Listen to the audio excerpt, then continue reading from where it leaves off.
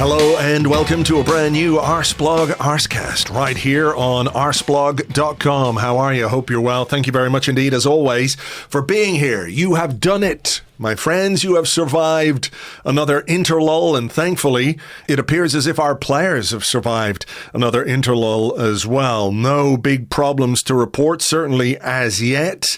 And a few of them have been on the score sheet. Gabriel Martinelli scoring for Brazil. Leandro Trossard scored for Belgium. Eberechi Eze on the mark for England, scoring the fifth in a big win over Latvia. Max Daumann, of course, scoring for England under-19s. And the goal machine himself, Mikel Goleador Merino, on the double for Spain as they beat Bulgaria 4-0. That's 6 goals in his last 3 games for Spain. He got a hat-trick away to Turkey, and he scored in the previous game as well. Only Mikel Oyarzabal, who is his former Real Sociedad teammate, has scored more goals for Spain under this current manager, Luis de la Fuente. So whatever we did when we had all those injuries and there was no choice but to play Mikel Merino up front, it has absolutely unlocked something in this guy, a sort of latent goal-scoring ability. The stat is crazy. I think in his previous 34 games for Spain, he had 2 goals. And in 2025, let me have a look here, 5 appearances, he's got 8, bringing his total to 10 for Spain. So, look, Victor Gyökeres is on a bit of a barren streak in front of goal. I think it's 10 games all in for club and country without a goal. Maybe he needs the threat of another striker who's there, ready and willing to take his place and put those chances away. And actually being a bit serious, maybe we also need an alternative to Victor Gyökeres as well, because we've asked a lot of him. The games have been a bit difficult, but, it is a bit of a barren spell. And if he doesn't score, then, somebody else is going to have to get those goals. And Mourinho, certainly in the penalty box, has shown that he can do that. Done it for us this season against Newcastle already, and who knows what more might be to come from him. Anyway, Arsenal talk is at a minimum in this particular episode because not much has happened beyond the internationals and the interlull, and the players will have come back to North London. They'll be assessed by the physios and the medical staff. They'll have a training session tomorrow, and then they can prepare for Fulham. And there's a clutch of games obviously coming between the end of this international break and the next one. So for today, we're going to do something a little bit different on the podcast. It's not really Arsenal related, but I hope you will find it interesting. I hope you'll find it insightful. We listen to these guys, and by these guys, I mean football commentators, every time we watch a game. I know some people do the mute thing. I can't do it. You've got to experience the game with the commentator for me. And for today's show, we have one of the best in the business. It is my pleasure to welcome to the Arsecast a man who sounds exactly like himself and nobody else. You'll know him from his work with the BBC and Premier League productions. It's Conor McNamara. Conor, thank you very much indeed for being here. Hey, Andrew, I wish I had your microphone technique. I was thinking about this. I was thinking, what is with this guy's voice? And what I've worked out is you've got world-class microphone technique. Now, I've never met you in real life, so I don't know what you sound like off a microphone, but people think you speak from your mouth, but you speak down in your stomach. I guess. Big fan. Thank you very much. It's quite funny because for years I used to get messages on social media and people would say, are you commentating on the Premier League? Are you doing Bournemouth versus Crystal Palace today? And I'd say, no, not me. No, it's another token Paddy. Yeah. I think I know who it is, though. I think I know who that is. So, yeah, maybe this is just going to sound like one voice to some of the people who are listening to this, but I'm sure they'll get the distinction soon enough. So, look, you have been doing this job as a commentator for a long time. You started you came from Limerick and ended up on the radio. How did that journey come about? What was it about getting into radio, getting into sports commentary that was part of growing up? Because I know when I was a kid, radio was all I wanted to do. It was more the presentation, music, DJ kind of stuff, which I did. But that was a bug that I had from like a really early age. Was that the same with you? Yeah, look, in my house growing up, radio was the medium, and it sounds so nerdy, it sounds so old-fashioned, but it was kind of cool at the time. Is like, you can imagine a family would sit around the table and talk about football, obviously, or talk about golf. It's weird. My family used to sit around the table and talk about radio. So my dad used to work with RT for many years, still does. He still does a show on Saturday mornings on the RT Gold, sort of classic hit station. And I mean, we track it back. His kind of love for it came when he was a kid. His mum and dad had a lady come in as a sort of housekeeper, au pair, whatever you'd call it nowadays. But and she had worked in the past for BBC Radio 4. She had been a broadcaster in her younger life or whatever. Wow. So that was just this weird kind of, growing up in Limerick in the 50s for my dad, kind of insight in someone who'd been on BBC Radio and sort of having them in the house and all that. So we sort of traced it back to that's where it came from. But yeah, growing up as a kid, the thought of being in radio is really what we would, what I always would have wanted to do. And in terms of football commentary, like that definitely came later, but only because you would think if you were to draw a line of all the possible jobs you could get in radio, football commentary seems such a long shot. It's like, I often sort of say, it's like I want to be an astronaut. It's great to be an astronaut, but how is that actually going to happen? And the reason I'm saying that, like, I'm not, bullshitting it up into being this elite job. But what I mean is that there was so few of them. I mean, when I was growing up, Philip Green used to do a lot of the commentaries on the radio, football. Micheál Hurtig would do all the Gaelic games, hurling, Gaelic football, everything. You basically would have one guy for every sport tops. So how would you be? And by the way, those guys go on for decades. Yes. It's not like they get a 4-year term or something. Yeah. They're all there like the Pope till they die. How would you ever get into it? So that sort of seemed more of a, pipe dream part that I didn't put much consideration into. But when I was a teenager, I used to work in the sort of local radios, Radio Limerick. I remember spending a couple of summers down in Kerry working on the local Kerry radio station, doing their breakfast shows, stuff like that. When I was only a teenager. But it was all great experience of just, being live, being on the microphone, being able to cope when things go wrong, finishing your sentence, whatever it is, all good skills. And then I went to university in Manchester and I did a sort of a television radio media degree thing. And then that sort of got me kind of focused towards these things. And I was lucky because I was in Manchester around the time when this Radio Ireland, which is now Today FM, started. That's and they were looking for people John Giles was there, used to do match reports for them, which you think about it now, crazy. But he used to go on a really dodgy phone line and do match reports. But I used to do it. And I was university, so I was 18, 19, but they used to send me to Highbury, to Elland Road, to Anfield, all those big games. And it was like doing a PhD in football reporting. The sort of long story short is that having had no rights, they suddenly got some rights to an FA Cup final game and they didn't have a commentator, but I'd been doing reports for them. So they said, geez, we'll give this kid a chance. And they definitely thought I was older because I'd never met them face to face. I'd sent in the set.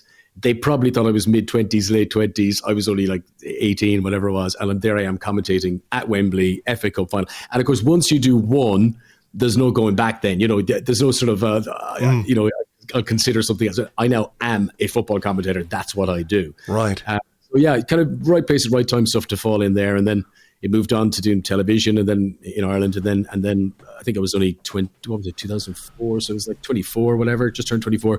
And I moved to England and worked at the BBC and sort of been there ever since. I've just twigged who your dad is, by the way. Oh, good. I never knew that. Your dad was like a legendary DJ here in Ireland for years and years and years. He did really well. It's funny, actually, this weekend I'm going down to Limerick because his the school that he went to, that I went to, the Crescents, the Jesuits, they're actually honouring him this sort of, Hall of Fame or, Roll of Honour, I think they call it, kind of thing. But it's really nice for him. But we're kind of being nostalgic for a lot of those kind of things. But yeah, he used to sort of be, a radio DJ playing just normal, the hits or whatever on weekends. And then he was getting a bit older, but he made a really smart move. Was he became the Irish Pete Tong. So he decided to sort of adopt the dance music thing. Yeah. And he used to always wear a baseball cap, and his face was always a bit silhouetted. And the reason for this was because he was getting, I was a teenager. He was getting on a bit, but he wanted to still think he was cool and trendy. So he did that, but he's the master of reinvention now. He's like Kylie Minogue. He did some classic music radio station, and now he's doing the classic hits. Yeah, but he loves it. It's an absolute drug for him. Yeah, that's amazing. Yeah, because I remember him in the 90s when the club scene was really taking off, and he had a big show doing that stuff. That's gas. Just think about it. I used to go to big night like the Pod in Dublin. And that's my dad was the DJ. I mean, what's going on? To be fair, to Cream in Liverpool. He went to Ibiza and Ministry of Sound. It was like, it's my dad dropping me to school. Thankfully, thankfully, I never had to go to the pod in Dublin with my dad as the DJ because I had to behave myself in ways that I probably didn't want to back then, Yeah, exactly. Oh, amazing. Anyway, listen, take me back to that then, because your first radio gig doing the FA Cup final from Wembley. Listen, I know, I've done radio. I remember doing football stuff for Shannonside Northern Sound, where they would send me to like the RDS or St. Pat's or Shamrock Rovers to work off a big mobile phone to report for Longford Town. It was really the pinnacle of sports reporting. But, the audience was small. Wembley, the FA Cup final, the occasion of that itself, I know you're broadcasting live on the radio in Ireland, but it's still a big thing. Like the FA Cup final in Ireland has always been huge, because we, like in England, we didn't have all the live football that we have now. So the FA Cup, the build up to it, the day itself was always huge. So what were you thinking at 18 years of age going into that? Like, how did you do like days of prep to make sure that, you're not going to get dead air is the enemy, of course, on radio and all that? It's great to have the kind of bulletproof fearlessness of youth. You think back and, first and foremost, you got to think, I am a kid here. I was not the first choice. I wasn't the second choice. I doubt I was the third choice. I'm pretty sure they would have approached people for RT, the national broadcaster. Sure. Maybe someone thought they were going to do it, but then they realized, hang on, you've only got the rights to this one game. So this isn't if I burn my bridges elsewhere, you can't promise me other gigs. So I have a feeling one or two people might have pulled out, but I only found out the week of the game. So Monday or Tuesday before the FA Cup final. They're obviously desperate. I've been on doing reports. They think, look, fine, he's not a total shambles. He can do the basics, but I'd never done a commentary. But it was great. No, I think back now and I cringe because I remember, I'm a university student at the time. I had those fool's cap A4 lined sheets that you'd be taking your notes in college. And I started up one of them and I wrote about 2 or 3 pages of my preamble, what I thought a commentator would say. Sure. Sort of my Barry Davis impersonation. So I wrote all that out. But and this was sort of, when the game kicks off, this is how I'm going to set the scene, this is how I'm going to do it. And I knew none of the mechanics. All the basic stuff that I would know now, but you can't say the score often enough on the radio. You've got to be inventive about saying it in slightly different ways. You've got to describe where the geography, it's not television commentary. It's not just reaming out the names. You've got to say where on the pitch, the ferocity of the tackle, the distance of the pass, the whole flow. You got to paint the picture. I knew none of that stuff. I cringe to even think of looking back and listening to that tape. I have heard little excerpts of it, but what was brilliant was that Roberto Di Matteo, it was Chelsea Middlesbrough. Roberto Di Matteo scored one of the fastest ever goals. It was like 47 seconds. Best thing that could have ever happened to me, because then I stopped looking down at my notes. And I was like, oh, what's happened here? And I was like, oh, and then I had to go with it. And then it was just, then any of my preview stuff was out of date now. This was how Chelsea are now in front. How are Middlesbrough going to react? Yeah. So that was definitely the best thing to get me up into it. But yeah, in terms of prep, in terms of research, I barely knew the players' names. And you look back on it now. And look, in a funny way, maybe that helped. I think if you're a kid starting out as a commentator now, you've got this deluge of stats and data and historical context, and it's very difficult to not just fall into the trap of, oh, I'm afraid of what I say will be wrong, so I'm going to say this fact because this fact is correct, and that means I'm not wrong. Yeah. But it's not an entertaining commentary, so maybe it was good for me to sort of, inverted commas, freestyle it. And get to it. But no, look, I absolutely loved it. And having done it, was, I can only compare it to what I imagine a singer who goes on stage at a Glastonbury Fields or whatever. You come off afterwards and you're just buzzing and you want to do it again as soon as possible. And of course, I had to wait age. I think, so that would have been May. I think I didn't do a commentary again until like the following February. And then even then, there was maybe did 2 that season. So it took a while to get up. But then once it did, it really, it rocket shooted. And soon I was doing 3 games a week. Yeah, that's sort of where I was going to go next, is like, you did some TV presentation, but was commentary the thing that gave you was that the thing you really, really wanted to do? Yeah, it's funny. And to this day, I kind of feel this. So I did, in my early days, I was, presenting on TV, what was then called TV3 in Ireland. Yeah. And it was great fun. It was a great kind of thing to be involved in. And people don't realize now, we barely had mobile phones. You were talking about broadcasting, and we were sort of like what influencers are now. Oh, there's the guy on the telly, or we were there with a camera crew, and there was wherever we went to do things, there was a bit of a scene happening. There was the thing, and when you're in your early 20s, it's very exciting kind of stuff. But yeah, what I thought was there was an awful lot of faff with lighting and makeup and what clothes you're wearing. And I was just like, yeah, it's fine, but it's got a very limited shelf life of that, you know. And to this day, the television meetings, I mean, they spend 90% of the time talking about how it looks and where people are standing and does that outfit match that. And it's just like, come on, there's so much more detail. There's so much more stuff. So the commentary side of it sort of attracted me, that there was just a depth to it. And I thought it was prestigious. I thought it was cool. It was like, I really wanted to be a part of that rather than the sort of, you know, and like people, you know, it could be very simplified, you know, about people just being on autocue or whatever. Yeah, you know, there are brilliant presenters who bring great depth and expanse to it. But I think the stuff I'd been exposed to was very much just read the script, just survive, just get to the end of it. And I just felt I wanted a bit more depth to it than that. But yeah, the commentary was definitely the thing that gave me the most. Plus, it's the duration. I think kind of no matter who you are, even if you're chappers doing match of the day, if you count up the actual number of minutes you're talking on air, it's very little because you're queuing into other things. You're asking people other questions. Whereas commentary, you get a really good, you know, 2 hours of breathing through your ears. Yeah. I mean, was that time at TV3, and again, you know, the sort of like it's TV station. I remember TV3. I could be wrong here, but it was a bunch of prefabs out in the Ballymount industrial estate, you know. But was there a mix of like going to games and doing the sort of in studio? No, this is what's mad about it. So presenting it in studio, but all those commentaries. So TV3 got the rights to Ireland's away games qualifiers for Euro 2000. And it was a funny one because they were in the same group as Yugoslavia and Croatia, who had just obviously been partitioned from each other. And there was the whole group got delayed because there was the kind of Balkan War thing was going on. And that, funny enough, played massively in my favour. So TV3 launched summer of 1998. And those qualifiers were supposed to be that, you know, the September, October, November of 98. And I'd only just come in the door. They wouldn't have trusted me. Those games were all put off. It didn't happen till a year later. But then suddenly I had a year of showing them what I could do. But to answer your question, I went to Belgrade. I went to Skopje, Macedonia. I went to Zagreb, flying on the team plane. You know, and this was the Republic of Ireland team that was full of Premier League players at the time. Sure. So that was an incredible buzz. I remember going to Malta in that group. So yeah, it was always. And then to be fair, like when TV3 got the Champions League rights, which was the kind of next thing that came for me. Again, that was going to all the games. I went to the San Siro and did the Bayern Munich Valencia final, but went to, you know, look back at it now. I remember going to the Czech Republic, Prague, Arsenal playing Sparta Prague. That was the first Champions League game I done. From memory, was it Silvinho? Is that the Brazilian fullback? I remember he scored the winning goal. And this is really going back now.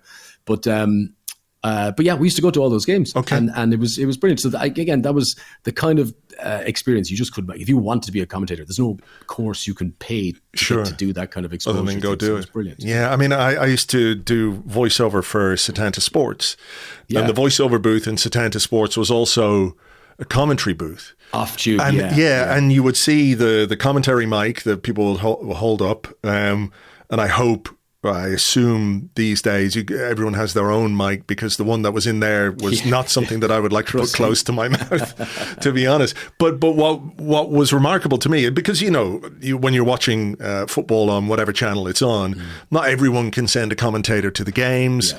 And the commentary is remote. But what was striking to me was the tiny little square monitor on which those games were shown, because you'd have this idea that you'd have like a big screen and you might have a different view, but it's literally looks like an old Sony portable television.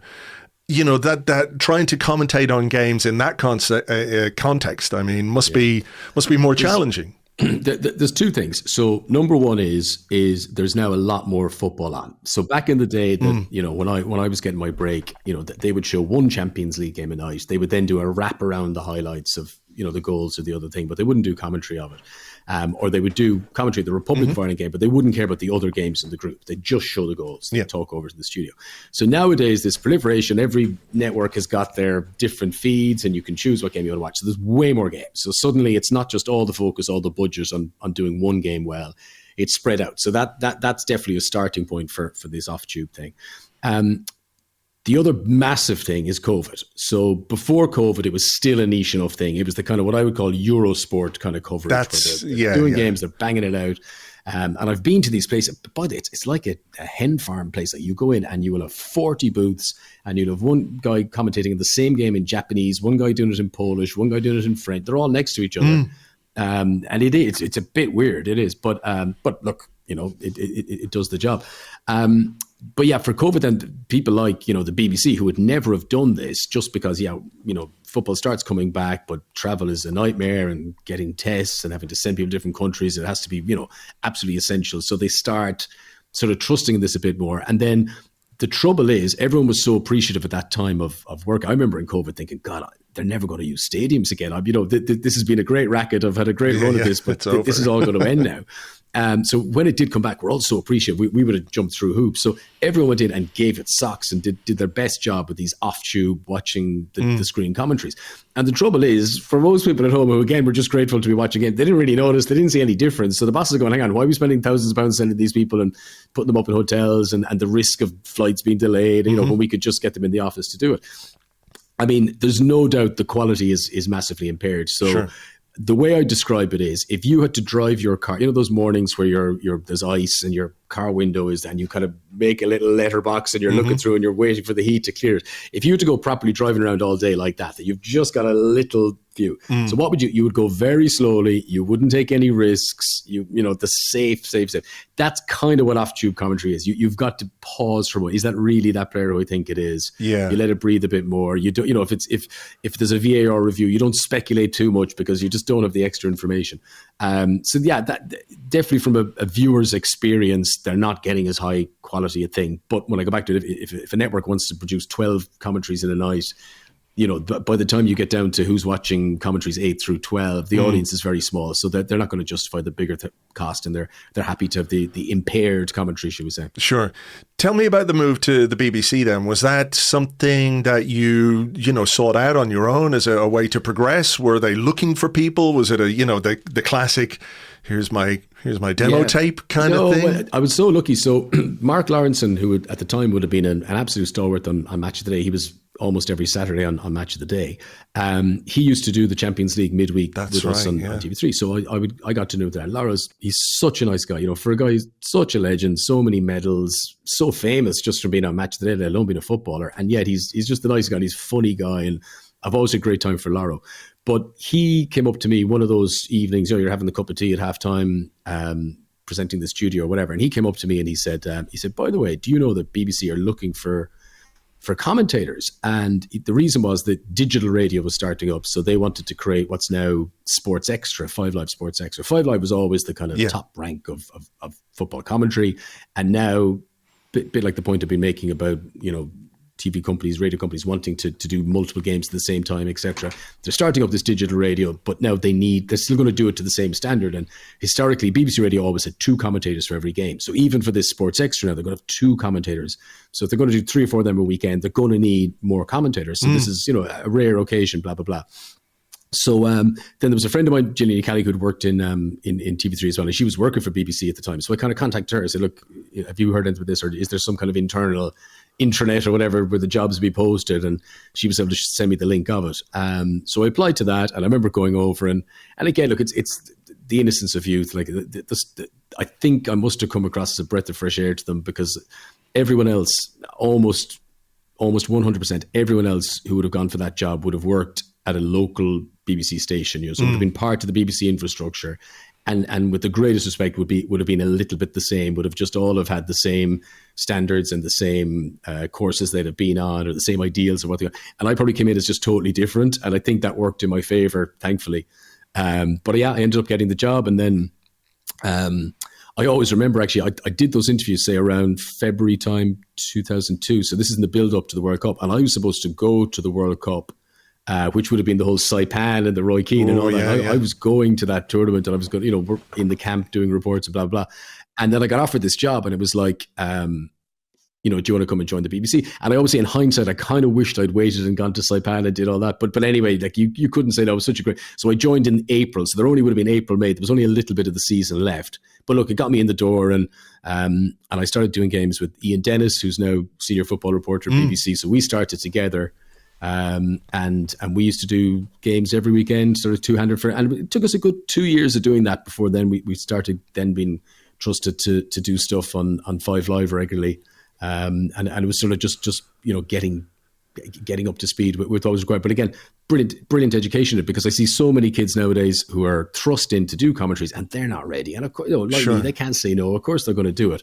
But you need to build up your repertoire. You need to get very experienced to do this. And you can't read it in a book, and you can't be taught in the classroom. You got to do it. Yeah. So a lot of people are learning on the job, which is hard for them, and I feel sorry for them. Well, what about, that as you mentioned earlier, the difference between radio commentary and TV commentary, where radio, you really do have to paint a picture. And I think for people of a certain vintage, maybe, there is something so evocative about radio football commentary. Like, we would sometimes be able to get BBC, maybe Radio 4, but certainly Radio 5 Live. It would come in on the medium wave, and you could sit in your car and it would drift in and out. Swirly, yeah. And it's amazing. It's so evocative to me, that idea of radio. But it is different, because on TV, you can, to some extent, let the pictures do the talking in a live broadcast, right? Is radio commentary a great grounding for that, in terms of being able to describe and paint a picture for the listeners who are sitting, in their kitchen or listening on their headphones, whatever it is? You have to describe, as you say, where the ball is, what's happening, what the weather's like, all of these things. Does that then give you a way to sort of embrace a sort of less is more approach to TV commentary? I'd like to think so. I mean, I definitely think if you listen to modern television commentary, I think there's a lot more of the radio stuff has come in. People are, in general, a lot more descriptive. If you go back and listen to a game from the 80s, it'll be like Robson, Reid, Lineker, and that was kind of what was in it. And there's way more sort of talk about it now. And I think a lot of that will be, most of the commentators did come through radio and excitement to do, and then just, I guess, there's more information, there's more stats, there's more whatever. But yeah, if you listen to a commentator in 2025 compared to 30 years ago, it's a big difference, the volume of stuff that they say. But to answer your question, the description I always give is, if you are, when you're doing a television commentary, you are like the bass player, or you're the keyboardist in a band. So the drummer is keeping the beat, and what these things are is the director. The director's choosing the shots. Now, they're listening to your commentary. So if you straight talking about Jose Mourinho, you'll hear the director. And people don't know this. Throughout the whole game, you hear the director constantly in your ear. Yeah. And he'd be like, okay, number 5, just hold that shot of Mourinho. Okay, Conor, we're going to Mourinho now, because you're talking about him. And they will describe these things. But in the main, you can't just go off on wild tangents and expect them to follow you. There's a pattern that you're also following with them. So, in very basic terms, when the goal goes in, they will tend to have 10 seconds of the celebrations. Then they'll have a reaction of a crowd. Then they'll show the replay. There's usually a set number of replays. Then it'll come back, and always after the last replay, they'll always zoom in on the guy who's actually scored. And there's a certain pattern. So you're the bass player. You're playing along to this pattern. Sure. When you're on radio, you're freestyle jazz saxophonist. You can just go off on, we're now going way over there. And we're going to talk about the train that is running on the hillside, and we're going to talk about the thing that happened in the restaurant last night, or we're going to talk, you've got a huge freedom. Now, for some people that's intimidating. I find that much easier in a way, because, you're not constrained by stuff. Some people almost like the color by numbers thing. It kind of keeps them on track or whatever. And I think, like, my BBC colleague, John Murray, is just the master of that, of you paint a picture, you're there with them. I was listening to him at the Ryder Cup late, and you might as well have been sitting in the side of the fairway. He just makes you feel in the moment with his descriptions, and very few of them often about the sport. He's describing what the spectator beside him is, or what type of grass it is, or he'll describe some insect or a bird or something, and it's just little details. But you can do that on radio. If he did that on television, it wouldn't work. If you're looking at Rory McIlroy in a tee and you're talking about an insect, you get away with a little 10-second thing, but you couldn't do it on a regular basis. So those are the kind of the differences between them. And not many people seem to do both to a high level. And a lot of people have said to me, it's like, it's interesting that you do both. I find it, I never sit down doing a TV commentary and feel, oh no, hang on a second, this is not a radio, I need to, switch to this mode. It's just kind of obvious. It's like having breakfast and dinner. They're two different things. They're similar, but they're very different. Sure. You wouldn't wake up in the morning and start eating roast beef. It's just one of those things. But yeah, and also I just think I've been doing it for so long. I've been doing it for hours and hours and hours and years and years and years, and it comes quite naturally. But I enjoy it, and I enjoy having the mix of the two. Sure. Okay. Well, listen. Take me through. Let's say you're doing an Arsenal game, 3:00 on a Saturday. Which is a rare thing these days. But talk me through your day, like your pre-game prep. Like, what time do you get there? What's the sort of pre-game preparation? If you're working with a co-commentator versus, for Match of the Day, I don't think you have co-commentators, so you're commentating on your own. I'll maybe ask you the dynamic there about co-coms versus commentating on your own. But what would be the plan for the day for you if you're doing that game? Like a huge amount of it is logistics, and in many respects we're like truck drivers. We have to get to a certain place at a time. That's the kind of key priority number one. I usually tend to get my games. It's really improved in recent years. It used to be 2 weeks in advance, 1 week in advance. Now it's a month, 6 weeks in advance, sure, which is great.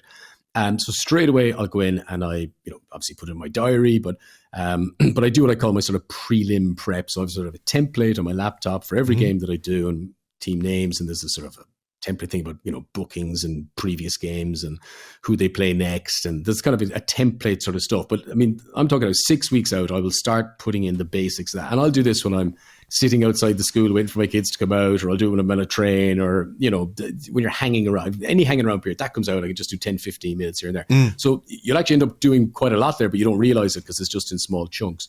I always say that the prep for a game is a day's work, so 8-9 hours, but you don't sit down and do it 9 a.m. Sure. through to 6 p.m. or whatever. You do a few hours here, a few hours there, and it's different things become available at different times. So obviously, if I'm doing an Arsenal game now in December, I don't know the narrative. Maybe they go unbeaten between now and December. Maybe they're 10 points clear. But also maybe they've had a bit of a slump, and so you can't, if you try to prep too much now, all that stuff is very much out of date. So it's factual things that won't change, such as, so let's say the game is Arsenal Newcastle, right? So I would go back and what was the last time they played, and bring that back a few years, because those things won't change between now and then. So if I say Gabriel was sent off against Newcastle 2 seasons ago, that's not going to change between now and when the kickoff is. So there's a lot of that historical stuff. I get into my notes, I get into my templates way in advance. Then the week of the game, it's coming much more, okay, how do they get on in the Champions League in midweek? Who came off the bench? Has he now started 4 games in a row? That sort of stuff that you can only do once they've played the most recent game to the one you're doing. So yeah, there's a lot of work. And I also, I love the match day itself is not work to me. That is fun. That is enjoyment because I've done the work before. So I arrive ready to go, and I have nothing to worry about. I've it all done. But yeah, typical match day. I mean, you say 3:00. It's easier to say like a 4:30 Sunday. 4:30 Sunday, I'd arrive somewhere between 1 and 2 at the stadium, and it's such a social life. And again, that was the thing that we kind of took for granted, and I think COVID made you realize it is. Every week I'm meeting hundreds of people. Literally, it's the same circus travels around to all these games. The same radio people, written journalists, television people, the cameramen, it's the same faces you see every weekend. And so, you literally have a 2-hour social meeting there where you're just chatting to people and you're laughing about the funny thing that happened, or did you hear this row, this guy got into it, a manager, or this guy shut up the long match, or, there's a real camaraderie. It's like being in school. Commentators Guild kind of thing. Yeah. But across the board, commentators, the press officers, Sure.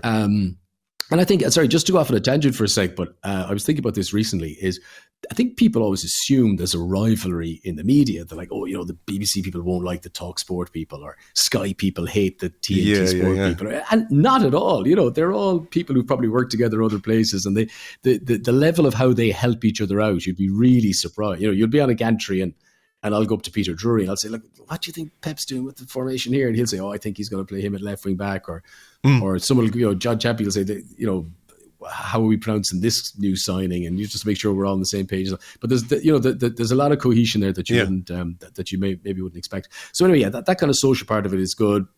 Varying quality degrees of nice lunch at stadiums. Tottenham is unbelievable. Arsenal very good, by the way, but Tottenham have taken it to a whole new level.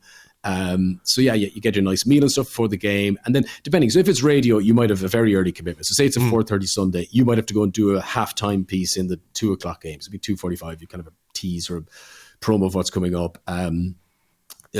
For television, you tend as a commentator not to do much pre-game. Sometimes, because I do a lot of work for Premier League productions, sometimes you'd have to go down to the pitch and maybe do a bit in vision with whoever the pundit is, like Andy Townsend or Jim Beglin or whoever, and you do a piece for maybe in sport and in the Middle East or stuff like that. So you might be asked to do some of that. But in the main, my sort of click into action work is 1 hour 15 before kickoff. We get the teams. So my job when I'm working with Premier League, and there's a bit of pressure on this, is you've got to very quickly tell them what the formation is, because that's then the formation that they will put up across, their graphics and right. websites and all this kind of stuff. And there's a pressure on that. And, I think traditionally that's, you'd watch the Champions League and they'd put up crazy formations. UEFA do that. Yeah, they're mad for that. And so there's a pressure to get that right. And it can be, some teams, very straightforward, but some managers do very, I always say with Pep Guardiola, you can't write down on paper his formation. It's fluid. It's like trying to draw water, it moves around so much. But yeah, so that's kind of a pressure thing where I'm sitting there, I'm waiting, literally a countdown on my thing, right? 3, 2, 1, here's the teams. And then hopefully within 60 seconds, I'm buzzing them and say, right, this is the formation. So I read that out and then start putting all my, what I'm going to say over that graphic. So because that's the kind of thing you do. I don't script what I do, but that's a bit you have to script, because you've got 20 seconds of the goalkeeper, the back four, the midfield, and you got to be tight on that. And then it's around that stage where the pundits will kind of show up and you'll be having a quick chat with them. And it's funny, you don't really do much chat. You have a 5-minute chat, but then you're both sitting there doing your own thing, getting ready to go. And then once you're on air, you're up and away. And then depending, so again, the difference between TV and radio, often if radio, or actually when I do Match of the Day, you go down afterwards and you interview the managers. So that's sort of other work to do at the end of it. When I work for Premier League, once the final whistle blows, you've done a few minutes recap of the whole thing, then you're done. Your day's job is done, so you can leave pronto on it. But to be honest, I rarely do. You usually go down to the press room because you can just talk to people and let the crowd. You don't want to be queuing up at what's it at Arsenal, the Caledonian Road or whatever it is. You don't want to be in those queues for the tube. So so like that's kind of the day's work. But as I said, the real work is done it's the days and weeks beforehand, is where you're prepping it all the time. So you mentioned Match of the Day and talking to managers, and you're talking to them maybe in, how would you say this politely, that they're in heightened emotional states after the game. Yeah. So they could be jubilant or they could be absolutely fuming, Is that difficult for you in terms of what you have to ask them? I know your time with them is pretty short, so you've got to get like the snappy thing for Match of the Day. So the questions can't be too probing, but with your experience now, are you sort of able to judge the mood of a manager well enough to ask perhaps a difficult question, but in a way that's not going to have them, look at you like they want to kill you? I think there's a few parts to it. First of all, it's the part of the job I enjoy the least, and I think many people would love that. At the end of a game, wow, you get to go down and talk to Mikel Arteta. I mean, people would like that, and for me, it's like, I find it difficult to put my finger on the problem with it, but it's sort of, there's a lot of hanging around. You get this thing, and it's, all you want is their answer. It's not about, my clever question or whatever. Yeah. And I often find I don't project my voice very well asking. So if I'm doing the commentary, this is the tone because the exciting thing is that. And then I'll go, well, Mikel, what do you think of that today? Because you're trying to kind of be soft and warm, and whether you're not bombastic into their face. Now, as you know, there are people who that is their job. So when they go there, they do the interviews before the game and after the game. That is their role. So they put a lot more time and thought into those questions. Yeah. And that's a big moment for them to kind of deliver on. I think for me, it's trying to just get the good soundbite. What you want is them to almost make the good point, not you in the question. So it's not the most satisfying thing, but I think in terms of the mood and stuff, okay, if you are if you've got a patch, so a lot of the written journalists, they will cover the games on Merseyside or Manchester or London, or a lot of the broadcasters, it's the same kind of thing. They have a patch. They're interviewing the same people all the time. They don't want to piss them off. They want to be on side. And I think because I'm always going to different stadiums every week, I don't have that bond to sort of build or bond to protect. And I also think, probably just because I've done so much BBC work over the years, you kind of just feel an onus to, well, come on, get to the story, give me the guts and all. So you'll be delighted with that, rather than, well, that wasn't good. And a good example for that is in the radio days. I mean, you've a lot of what we call a huddle. So you sort of a group of guys, and some actually there's a whole story in this as well about how who gets to ask the question first and how many questions you get or whatever. But in the menu, you'll ask a few questions, someone else asks a few questions. But if you're the local radio guy, it's always like, be friends, be friends, be friends. But they're keeping their microphone in when you, as the network BBC guy, goes, well, hang on, you must be really upset about this. And that's the answer they want, but they don't want to ask the stinky question to get it. So there's a bit of politics about that. Sure. But look, definitely when I was younger, you'd be nervous. You'd feel your heart beating as your ribcage for your interview. Graham Souness, Mark Hughes, Alex Ferguson and stuff. But the older I get now, look, it's just part of the job. It's part of the role. What I would say is I've very rarely ever got really brilliant, interesting answers out of a post-match interview. They're just in the heat of battle. But they're also being safe. It's a lot of cliche stuff. But it's people want to know what they're thinking. Any awkward ones that you can remember? Yeah, no, but look, the one that absolutely stood out, and there's been actually, I'm trying to think now. There was one where I mentioned Graham Souness there, when Souness was manager of Blackburn and he was sent off for something, and I went down, so he's obviously sent to the referee or who knows what he did, but I went down, and the way I posed the question, for some reason I thought he'd kind of laugh about it because they'd won anyway, so he was sent off, but they'd won. And I was like, well, you were shown the red card, but I suppose you can't have too many complaints about that. I think, he's obviously told someone to F off or whatever. But no, he was like, what do you mean? There's a disgrace that I was at. And he was like really leaned over me. And I wasn't ready for this react. I thought this was going to be just a happy, jovial end to the end. And he was like, and I was like, no, I don't know. I'm sorry. But the one in more recent times that was more high profile was when Jose Mourinho was manager of Manchester United. And they had drawn 0-0 at home to West Brom. And the Gantry at Old Trafford, I mean, it's well publicised how the place is aging and creaking, and you have to go over a Gantry bridge, and then you got to come down the steps, then you got to go literally through a kitchen. It's like that famous scene in Goodfellas where you're kind of going through and guys have little plates of dessert, and I mean, you literally do. You go through a kitchen, you come out into the normal press area, you go down inside the pitch. So anyway, we're always in a rush to get down in time to do the interview. So you're scrambling to get down there, and I got down, and floor manager is there, and he's a kind of a producer in the tunnel, making sure everyone's where they need to be. And he's like, come on, Conor, Jose's waiting now. So I'm just rushing. And I put no thought into this. This is just a conversation starter. Tell me what you think. The game has been 0-0. And I said, well, Jose, you've cancelled each other out today. Some of that, right? And he took that to be the biggest insult. So my view was, it's 0-0. No one scored. You cancelled each other out. He thought it was that, you're two even teams and that you both weren't trying or something. And obviously in the game, Man United at home, they'd been attack, but they couldn't score. But he was like, you think this? And I'm like, oh no, I don't want this fight. He said 90 minutes on the touchline of being, in the face of whoever the West Brom manager, in the face of the fourth official, hearing the crowd, but he's battle hard and ready to go. I'm just like, I don't care. And it's like that, if you're in the pub and someone slags you off and you're in bed that night, you think, oh, that's what I should have said back to him. Yeah. So obviously afterwards you think, well, what I should have replied was, and what I should have said was, and I just didn't want to. I was just like, what? Like, okay, but yeah, it was a bit of a good, but it was around that time where, social media, Twitter and stuff was huge, and the clip of that sort of went viral. So you get millions of people watching it, and I always remember the Squires, the cartoon stuff. David Squires, he's great. David Squires, and again, like, you feel like you're part of a moment kind of thing, which I never want, like, not for those kind of reasons. I know, yeah. But that was one that sort of went high profile, and what can you do? What can you do? Tell me about working with co-commentators who typically are going to be ex-pros. As I said, when you're on your own, you're sort of in control of everything. But when you've got somebody beside you, you know, I guess some people are, I don't want to say better than others, but some people, you can flow with more easily than others. Can that present a challenge at times? Yeah, and I think absolutely. And different personalities. I've been lucky over my career. God, I've commentated with hundreds of different co-commentators, and some of them literally for the first time. I remember when Robbie Savage did his first ever commentary for the BBC.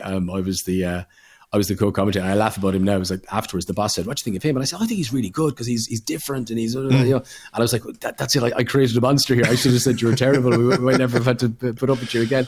Here's the kind of the takeaways I have from over the years.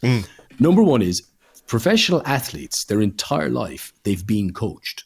So when you meet up with someone, so like let's take who's an older Premier League, let's say Jordan Henderson, right? So if Jordan Henderson in the next couple of years retires and wants to do some media work, you would think, oh, this is Jordan Henderson. He knows everything about football. Like I'm not going to give him feedback. I'm not going to tell him what to do.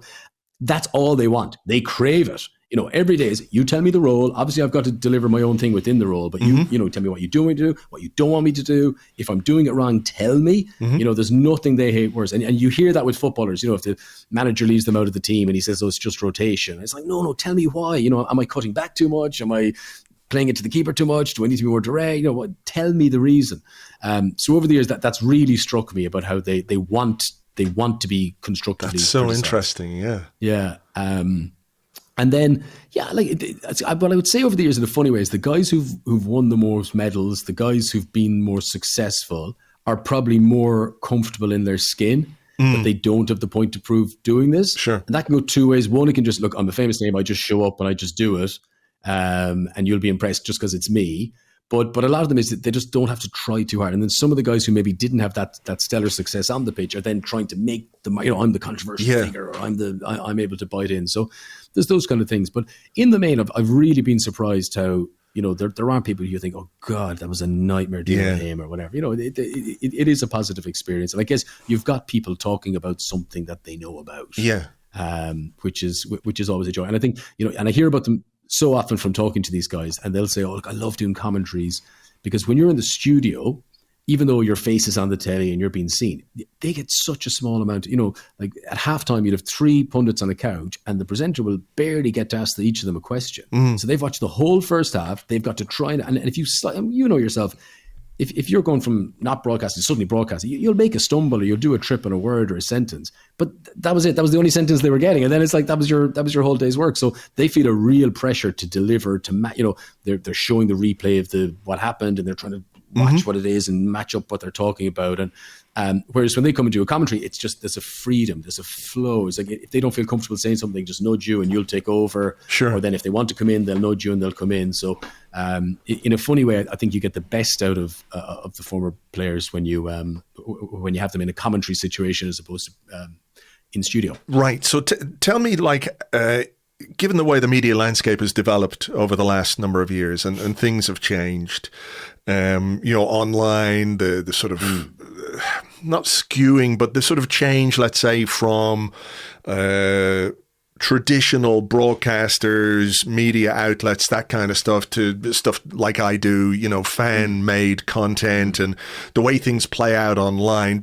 Does that, or has that had any influence on your work or the work of commentators in general? Because I think, you talk about stumbling over a word, but you'll see sometimes, whether it's a pundit or whether it's a co-commentator or even a commentator, say something and then it's like, it's everywhere. It's like, oh, listen to what this guy said. Is that something that's in the back of your mind at all? Or do you just sort of have to get on with the job? Because I assume the job itself is pretty much the same. It's just how people view the job or people react to the job that's different. I think I'm lucky in terms of that sort of, if you make a mistake going viral thing. Yeah, it can happen, of course. If I said the wrong player scored, or if I, just came out with, the famous sort of Coleman balls type of thing, which you can obviously do. You're mixing up your metaphors or whatever, which absolutely happens because you're starting sentences all the time that you have no idea how they end, and then you get distracted by moving on to the next thing, and it happens. But I think there's a lovely anonymity to being a commentator. Everyone knows what the Gary Nevilles and the Jamie Carragers look like, and very few people would recognize any of the commentators really if they're sitting beside them on the tube. There's a nice sort of anonymity there that it's not like, oh, look what this guy that you all know looks like did, because they don't really know. But to the wider point, I'm a bit worried that there's definitely been an embracing of this. Let's give the best example being the guys are on the pitch before kickoffs, you have the presenter and a few pundits, and the sprinklers go on them or something. Sure. And that was the thing where in the old days, you go, oh, look at this, Thierry Henry got drenched or whatever. It almost, and they legitimately don't do this. And I want to make that point. They don't on purposely try. But what I feel now is they're delighted when that happens now. Oh, that's a little moment that can go on social media. And you're kind of thinking, we should be a bit better than that. Yeah. And there's definitely been an embracing of the pundits backing up the teams that they're known to be supporters of, or and in the old days, they would very much be encouraged to keep those allegiances under wraps, whereas now it's the total opposite. They want the tribal nature of it. And I'm not sure that's a great thing. I mean, if it works for people, if that's what people want to see. In terms of your point about, the fan media and stuff, which has massively grown in. And the analogy I would give is, I always remember, this is going back a bit, and they all do it now, but he was the first, is when Sam Allardyce got the job at Newcastle, his backroom staff was enormous, and you'd see them come out at half-time to go to the dugout. And it was like 70 people. You were like, who are all these people? It was analysts and physios and tactics guys. And he had this huge backroom staff. And we'd all kind of go like, what do they all do? And I bet you, some of the older brigade must go into a press room now and go, who are all these people? Like, how many of them are writing an article? How many of them are needed to do an interview? Why are there 300 people in the media room in the Emirates, ahead of a game? But it's as you know, everything has been segregated up. It's not just on match day that people want content. They want stuff that they can use throughout the week. And I think the fan media stuff has been a huge boost to the whole thing, that, the people have been able to spend more time on stuff. And I think in the old days, like the classic thing of match of the day is right, the big game gets a 10-minute edit, but some of the games only get a 3-minute, 4-minute edit. But you're a fan of that club. And even if that game is a bit dull, a routine 1-0 win, you still have a million questions you want to ask about why did he play him at left back? Is this new striker any good? And, fan media's created a world where you can go into deep dives and all that stuff. And clearly it's really popular. And you can see now the clubs and the sponsors and everyone are really embracing it, and they want partnerships with fan medias. And it's, I think it's really, really healthy. I will tell you one story. Go on. So last season I was doing, and I'm going to set this up as well. So look, I'm very privileged. I get to go to these grounds. I can go and hang around the tunnel. I can say hello to people. I've got a pass that allows me on the pitch if I wanted to. It's a really privileged position.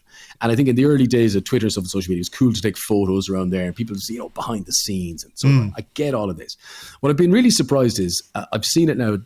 Every Premier League game you go to, there'll be influencers down on the pitch doing stuff. And to me, they're doing just the most basic stuff. It's just like, look, I'm here, I'm by the pitch. It's like, no, come on, do something that you're there, And then when they do the thing, it's kind of just a lame thing. And you're like, come on, make it suit the day it is. I appreciate it probably sound like an old fuddy-duddy. But anyway, in the context of that, FA Cup last season, and I'm doing it for BBC, who've got, it must have been BBC TV had the highlights, it must have been.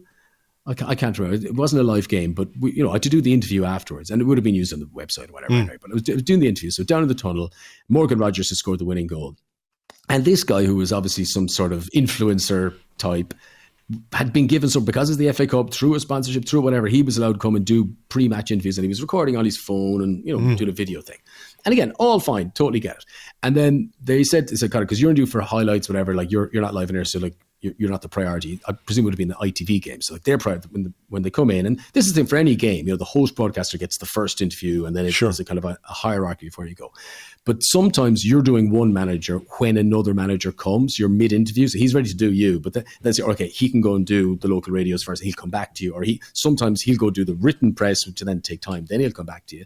But there's a hierarchy to these things. But anyway, in this scenario, I'm doing one manager while the other manager comes, or the player, Morgan Rogers, who we wanted to interview. So they said, here, Morgan, you can do this social media guy while you're waiting, kind of thing. So then suddenly I've wrapped mine up, and your man is still setting up his phone and everything. So I'm kind of ready to go, standing behind him. And he starts the interview, and I swear, these are the questions. He goes, well, Morgan, you must be delighted. You've scored that winning goal tonight. You're going to get smashed tonight? And don't get me wrong, I get it. Like, what he's thinking is, I want the reaction. I want the clip that'll go. So what's the clip that'll go social media? And if it's like Morgan Rogers going, I'm going down the club and I'm going to chase the ladies and I'm going to drink vodka, and it's going, what? In a tunnel, he's literally still wearing his kit. And And to credit Morgan Rogers, he kind of looks at him puzzled. He goes, yeah, well, look, we're just happy to get the win tonight. It's good to be into the next round and good moment for me to get the goal. I've been working on that kind of thing. And anyways, he gave the straight-laced answer. Second question. Yeah, so there must be buzzing in the in the dressing room. I mean, you and the guys, will you all go out and you get smashed tonight, will you? And he went to it again. And at this point, the Aston Villa press officer said, "He goes, sorry, this is a post-match interview. Like, I'm stopping. Like, what are you doing? You can't use it." So, like, part of me admires the guy's gumption. Like, he's thinking, I'm going to get this, controversial clip or thing. But also, you've got to kind of think, well, you're not going to get invited back in now. You'll never be allowed to do this again because you've done it in that way. So that was just a real sign to me of thinking, wow, things really have changed. They have changed. This is sort of in the tunnel. He's still wearing his match kit. You can see the flecks of grass on his boots. He's just come off, and you're going to get smashed. That's not going out in the BBC. I can tell you that. Game's gone.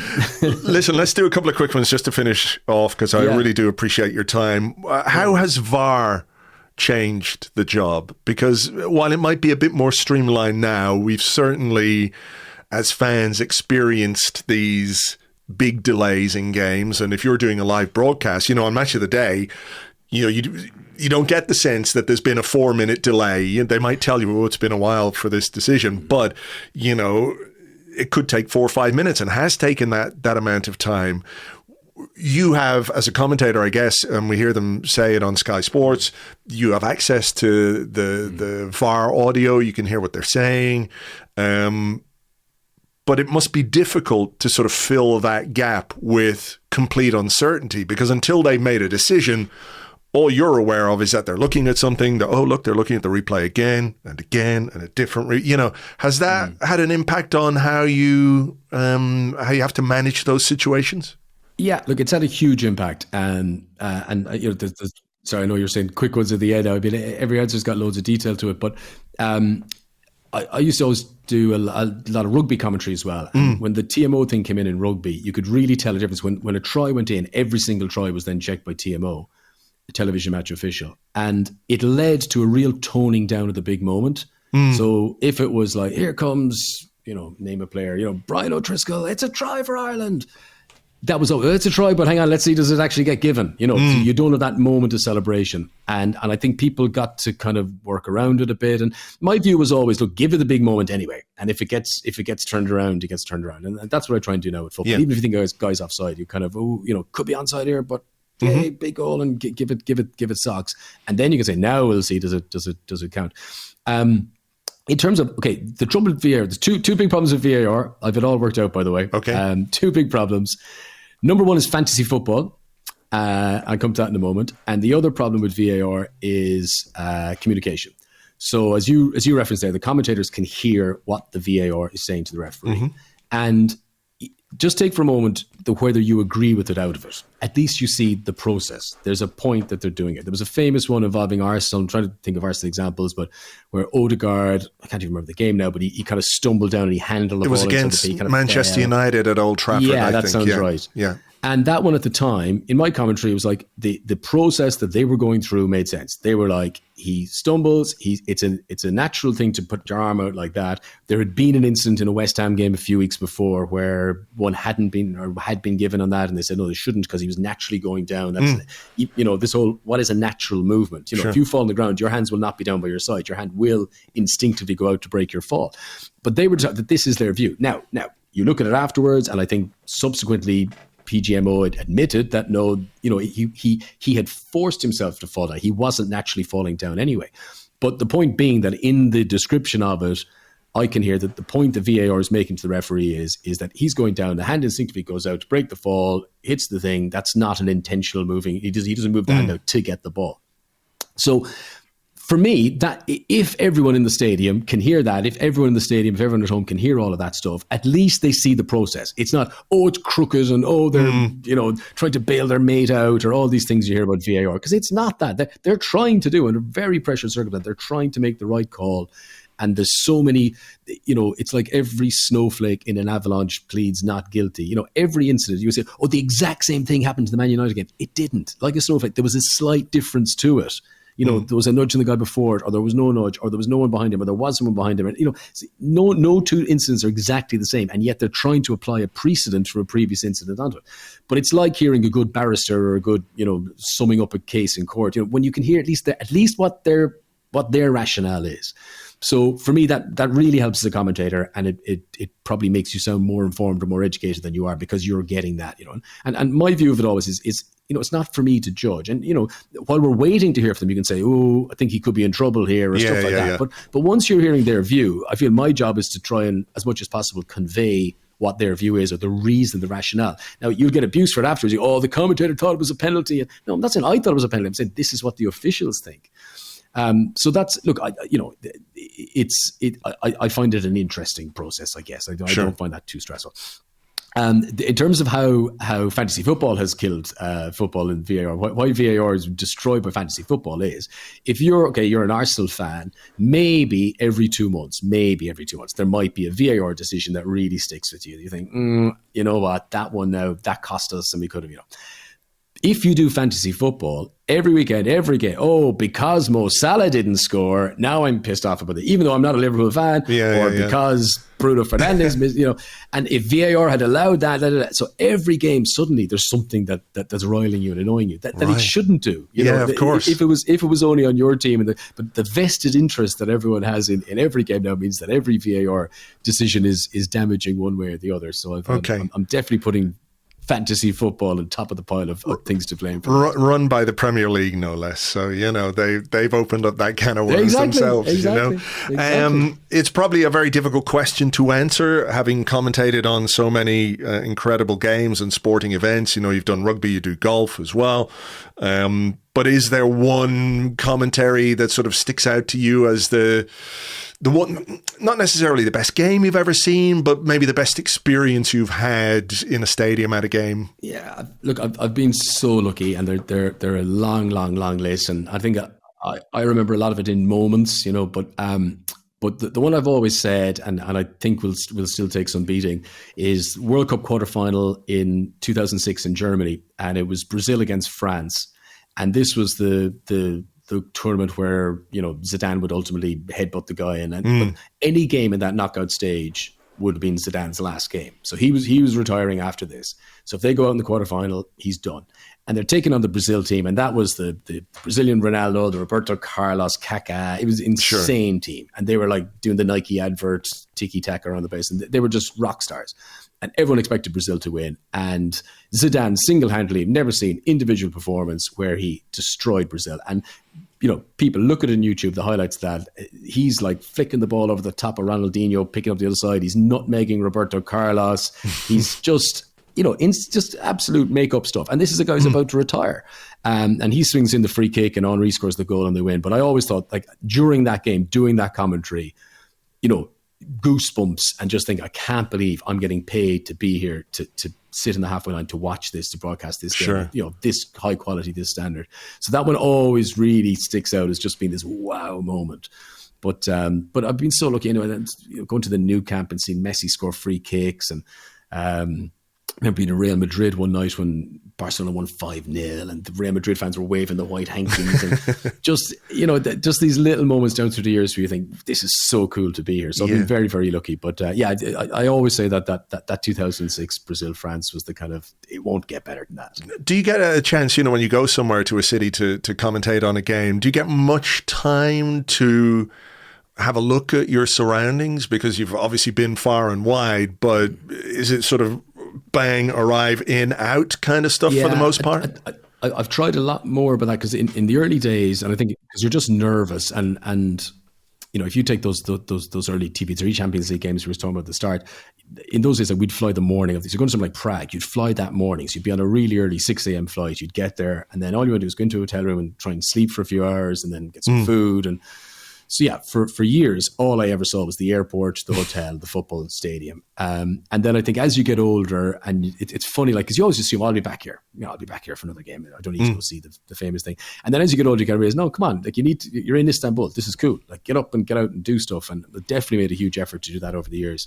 And it does help you. You get a flavor for the place and the mood of things. And You sort of see what goes on. But then, and it works both ways. You know, I was at the Club World Cup in the summer, and I really enjoyed it. And I think, you know, this part of the world, it got, you know, sort of lukewarm reaction. And I think the kickoff times, you know, the fact most of it was the middle of the night and stuff didn't help. But I really enjoyed it. And people said to me, yeah, but like, if you were to walk on the street in Miami, do they know that the Club World Cup is on? The answer is no. But when I was in Miami, I was there for like 11 days or something, and I found out that the Stanley Cup, so the ice hockey finals, Stanley Cup finals, were on in Miami the week I was there. Didn't see one mention of it, didn't see a second of it on TV, didn't see a single poster about it.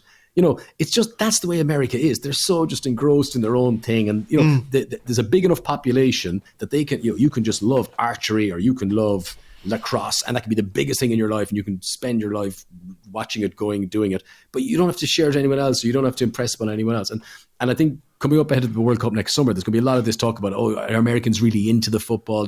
It kind of doesn't matter. Like, they're into what they're into. But there's such a huge population that still means there's enough people to fill the stadiums and to generate the big interest in it. Yeah, if they can afford the ticket prices. Final question. You know, for anyone listening, there might be some young aspiring radio broadcaster, somebody who wants to get into the commentary world. Any advice for anybody within the sort of structures of the media landscape we live in right now? Yeah, the number one thing is you've got to, you know, to become a commentator, you've got to do it. You can't learn it in the classroom. You can't read it in a book. You've got to do. And I often speak, you know, I get emails or letters from young people, and the response I give is I say, you've got to go out and just do it. Don't wait for that moment to come. So go, be it a school game, a college game, anything at all. Just go, hide yourself away. Kids nowadays, they all have the gadgets to do it. You know, in our day, you'd have to buy a device to record it, to buy a microphone. Or, you know, now on your phone, just record and do it. And when I say do it, I mean do 60, 70, 80 of them. And then have a look and see how you're at. You know, but nobody, I don't care. You know, Barry Davis, John Motson, Martin Tyler, when they were a teenager and they tried it the first time, it would have been terrible. It just would have. Yeah. You know, you've got to do it and do it. And it's like learning a guitar, or it's like being an artist. You know, get your portfolio. Do your work, and I guarantee you number 60, 70 will be so much better than the first 2 or 3 that you did. So that first and foremost about doing it. Then you've got, you know, the world is great in terms of the opportunities and social media and the internet and YouTube, and people can set up their own channels and they can do stuff.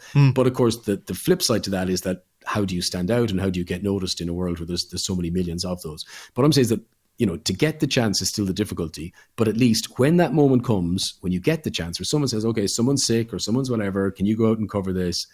That you know, it's not a hang on, how do I plug the microphone in, or how do I clear my throat, or do I need to go to the loo beforehand, or all these little mechanics. Have that done a million times. That you're not even thinking about that stuff, and you can concentrate on the detail of the game. But you know, definitely just get involved, work experience, get to be involved. If it's making the tea, if it's, you know, doing the photocopying, whatever it is, get your foot in the door and learn from seeing people do stuff. And then, you know, just as we know, the way the media works is, you get your chance because someone doesn't show up or someone can't. If you've proved yourself to be responsible and trustworthy and you're given a simple task and you do it, then you will get asked to do bigger things. And then that's where it comes down to your talent. Then are you good enough to make them say, I want to hear more of this person and I want them to have more chances. But yeah, do the practice. Don't wait for the moment to come. Practice yourself to get there. All right. Well, listen, it's been an absolute pleasure, Conor. I really do appreciate your time. Thank you very much indeed. Good stuff. Cheers. So there you go, Conor McNamara. All you Irish folks sound the same, eh? You folks are in the mud right now, let me tell you. We don't. Not a bit. Well, maybe a little bit. Just a smidgen. But anyway, thank you very much indeed to Conor. I really enjoyed that chat to get some behind-the-scenes stuff on the work that he does, but also working within the game itself. You know, we talk all the time about players and managers and coaches and executives and all those kinds of things, but this is another area that every week we are experiencing when we watch football, when we watch Arsenal, and I'm really appreciative to Conor for taking the time out to talk to us on the show today. So look, I'm going to leave it there for now. Obviously, there is a bit more to talk about when it comes to Arsenal, when it comes to our game against Fulham, but Mikel Arteta is having his press conference tomorrow, and we'll probably get a bit more information about that. If you want to hear more about Fulham, if you want to hear more about what we might expect from that game, etc., you can join us over on Patreon tomorrow afternoon. We will have our usual Premier League preview podcast. That will be available mid-afternoon, there or thereabouts. If you're not already a member on Patreon, it costs just $6 a month. You can sign up at patreon.com/Arseblog. It gives you instant access to everything that we do on Patreon, not just the preview podcast we'll do tomorrow. We did an episode of Waffle this week, the podcast in which myself and James talk about anything and everything except Arsenal. There's a whole archive of stuff there, and your subscriptions really do help support everything that we do on Arseblog. So patreon.com/Arseblog if you fancy that. For now though, folks, take it easy and we will catch you on the next one.